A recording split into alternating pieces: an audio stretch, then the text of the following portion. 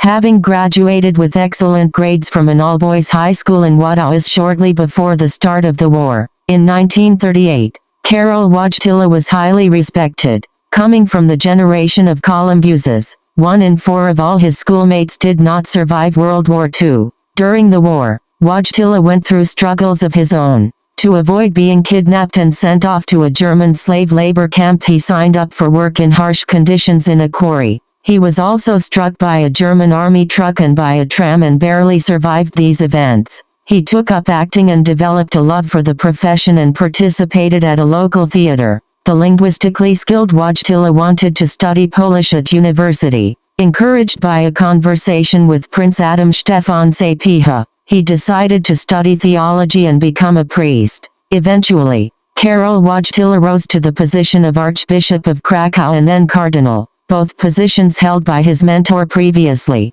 Cardinal Wojtyla was elected Pope on the third day of the Second Papal Conclave of 1978, becoming one of the youngest popes in history, which was called after John Paul I, who had been elected in the First Papal Conclave of 1978 earlier in August to succeed Pope Paul VI, died after 33 days. Wojtyla adopted the name of his predecessor in tribute to him. Born in Poland, John Paul II was the first non-Italian pope since Adrian VI in the 16th century, as well as the third longest-serving pope in history after Pius IX and St. Peter. John Paul II attempted to improve the Catholic Church's relations with Judaism, Islam, and the Eastern Orthodox Church in the spirit of ecumenism, holding atheism as the greatest threat. He maintained the Church's previous positions on such matters as abortion, artificial contraception, the ordination of women, and a celibate clergy, and although he supported the reforms of the Second Vatican Council,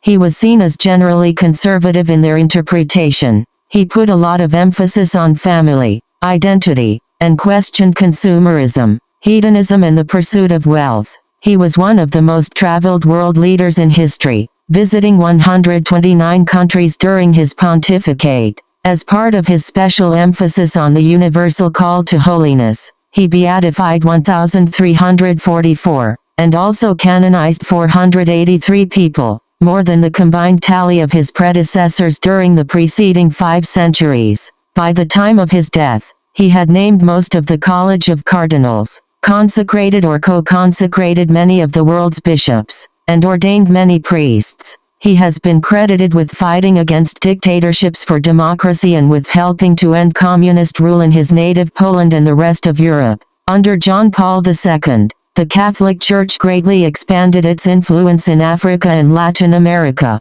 and retained its influence in Europe and the rest of the world. John Paul II's cause for canonization commenced 1 month after his death, with the traditional 5-year waiting period waived. On December 19, 2009, John Paul II was proclaimed venerable by his successor, Benedict XVI, and was beatified on May 1, 2011 Divine Mercy Sunday, after the Congregation for the Causes of Saints attributed one miracle to his intercession, the healing of a French nun called Marie Simon Pierre from Parkinson's disease. A second miracle was approved on July 2, 2013, and confirmed by Pope Francis 2 days later. John Paul II was canonized on April 27, 2014, again Divine Mercy Sunday, together with John 23, on September 11, 2014. Pope Francis added these 2 feast days to the worldwide general Roman calendar of saints. While saints' feast days are traditionally celebrated on the anniversary of their deaths,